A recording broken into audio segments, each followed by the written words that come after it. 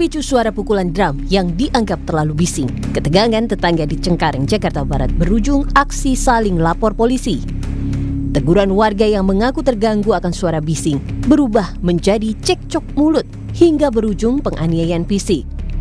Usai video perkelahian beredar di media sosial, konflik ini tidak berhenti di lokasi kejadian. Kedua pihak kini memilih membawa persoalan ke ranah hukum.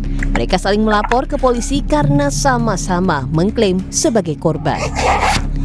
Darwin menjadi korban penganiayaan mengalami sejumlah luka, melayangkan laporan ke polisi.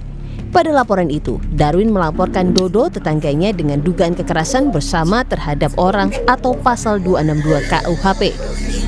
Angel, istri Darwin, mengatakan penganiayaan terhadap suaminya terjadi usai tetangganya Dodo berupaya menabrakkan mobilnya ke arah mereka.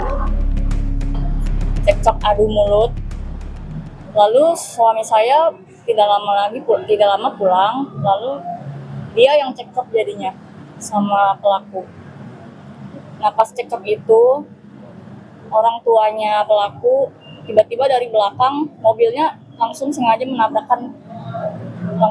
ditabrakkan ke kita. Jadi kita langsung jatuh. Aku jatuh. Kalau dia setelah dia terjungkal, dia langsung dipiting. Seperti yang di video ya? Iya, seperti yang di video. Sambil dipiting itu, bapaknya si pelaku turun dari mobil langsung menendang dengan kencang punggung dia sambil dipiting. Sambil ditendang juga sama papanya. Sementara itu, Dodo Siagian, terduga pelaku penganiayaan, melakukan laporan balik terhadap Darwin ke polisi setelah mengetahui pihaknya dilaporkan ke polisi. Dodo mengaku laporan balik yang ia lakukan berdasarkan asas kausalitas atau pasal 448 ayat 1 KUHP, yakni dugaan pemaksaan dengan ancaman kekerasan. Meski demikian, Dodo berharap ada upaya damai untuk menyelesaikan kasus ini.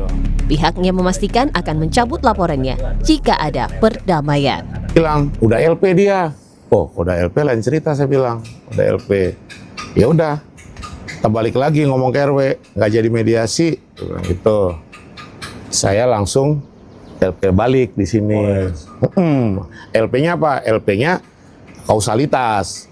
Ya sama-sama cabut kalau damai kan. Iya. Akan dimulai dari Bapak dulu atau nunggu dari? Bebas, gitu. Wakasat Reskrim Polres Metro Jakarta Barat Kompol Kenardi Dewanto bilang saat ini pihak kepolisian masih menunggu masing-masing pelapor untuk menghadirkan barang bukti.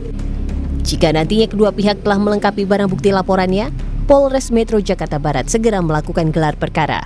Dari kedua belah pihak sama-sama saling melapor. Yang pertama dari pelapor D itu melaporkan pasal 262 ayat 2 KUHP. Itu melaporkan pasal 448 ayat 1 KUHP dengan bunyi secara melawan hukum memaksa orang lain dengan kekerasan atau ancaman kekerasan, seperti itu, Mas. Menghadirkan barang bukti ya kan, untuk menyiapkan barang bukti apa saja yang harus disiapkan ya kan. Kemudian kalau sudah lengkap semua, kami akan segera lakukan gelar perkara, seperti itu. Di tengah dua laporan yang saling berhadapan, polisi dituntut bekerja secara profesional, adil dan bijaksana. Tim Liputan Kompas TV.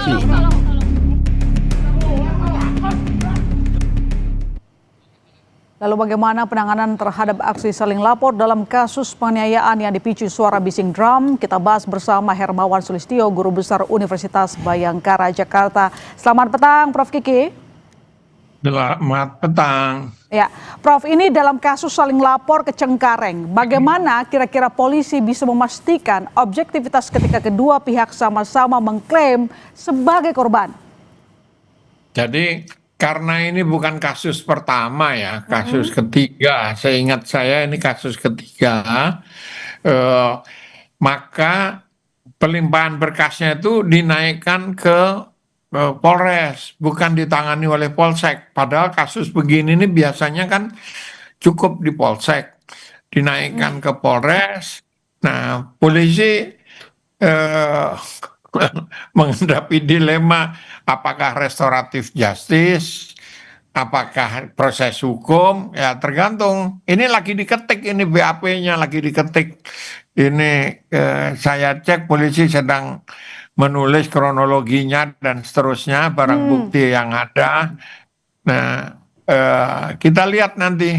Oke, Prof. Kalau Prof, pernah tapi ada- kan, sorry Prof, saya potong. Keduanya mengaku sebagai korban. Lantas bagaimana polisi harus menyesuaikan skala prioritasnya? Dibikinin ring tinju aja. Dibikinin ring tinju aja kalau nggak mau berdamai. Nah, karena penanganannya bisa kausalitas seperti penasihat hukum itu, yaitu kasus penganiayaan itu disebabkan oleh bunyi drum. Itu kausalitas. Tapi bisa juga dibelah menjadi dua kasus. Kasus masalah gangguan lingkungan dan masalah penganiayaan. Penganiayaan itu juga bisa penganiayaan, betul memang penganiayaan atau berkelahi. Kalau orang berkelahi kan nggak bisa dibilang penganiayaan gitu. Ya, kita lihatlah bukti-buktinya seperti sejauh apa. Karena ini lagi diproses oleh polisi dan polisi hati-hati sekali karena sudah viral ini. Lantas Prof. Vicky, dengan kasus ini saling lapor, bagaimana pihak penyidik memastikan atau membuktikan profesionalismenya dalam agar tidak terlihat seperti memihak atau mungkin terpengaruh atas tekanan publik?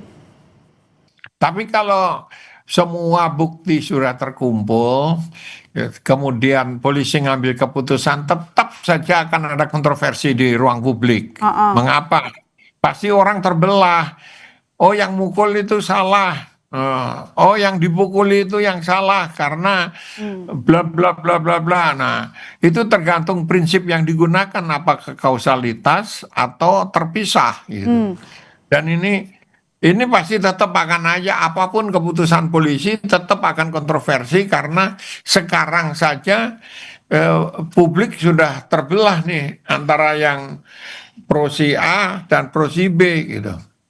Tapi kan Prof, yang kita lihat Ya, korban yang bernama Darwin itu terbukti ada bekas penganiayaan seperti itu. Jadi dalam kasus ini bagaimana kita bisa memastikan atau indikator profesionalisme oleh pihak kepolisian, meskipun tadi Prof mengatakan bahwa apapun kata mereka ada kontroversi yang ditimbulkan. Tapi dengan fakta yang satu memang jelas mengalami penganiayaan, bagaimana kita memposisikannya? Ya kita lihat tadi sudah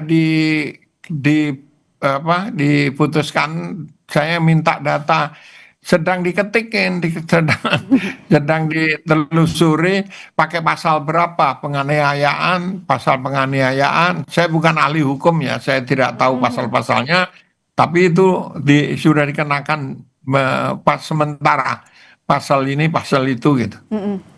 Jadi apakah memang ada desakan dari DPR yang menyebut bahwa apa yang dilakukan oleh yang memain drum itu, yang mengganggu dianggap Darwin ini, ditindak tegas katanya karena tidak dapat diterima. Apakah ini bisa menjadi mempercepat penyidik untuk bekerja? Kalau diminta cepat ya pasti semua akan minta hal yang sama. Tapi DPR sebaiknya ya jangan intervensi. Ini kan namanya intervensi ini. Intervensi kalau kasusnya satu pihak melawan negara atau satu pihak yang tidak ada lawannya, itu bisa saja. Ini kan masalahnya ada dua pihak yang bertikai. Nah, kita belum tahu apa keputusan polisi, jadi ya janganlah dibilang si A yang salah, si B yang salah, nanti tambah kisruh aja ini faktanya. Biarkan polisi bekerja dulu, orang kejadian baru sehari juga. Ya, tapi kan tadi Prof sendiri mengatakan bahwa kasus ini setidaknya dari ingatan Anda ada 3 kali begitu ya. Nah dalam kasus ini yang kita lihat kan pertama yang melaporkan adalah Darwin, lalu kemudian tetangganya tersebut melaporkan balik seperti itu. Untuk melihat secara jernih Prof, bagaimana seharusnya pihak kepolisian bekerja di sini? Begini, kasus ini dilaporkan ke polisi dan minta polisi menyelesaikan itu sudah bagus ya. Artinya orang berusaha tidak melakukan kerusuhan sendiri gitu. Misalnya yang satu kan lapor Loh kita sudah lapor ke RT, kita sudah ini nggak ditanggapi kayak gitu. Nah itu ada kepercayaan kepada proses hukum. Kalau tidak mereka nggak akan lapor ke polisi. Nah polisi ya jangan mau ditekan-tekan gitu, yang pasti buktinya apa, pasal apa yang dipakai gitu. Ya, harapan kita bersama pihak polisian profesional. Terima kasih Prof. Kiki.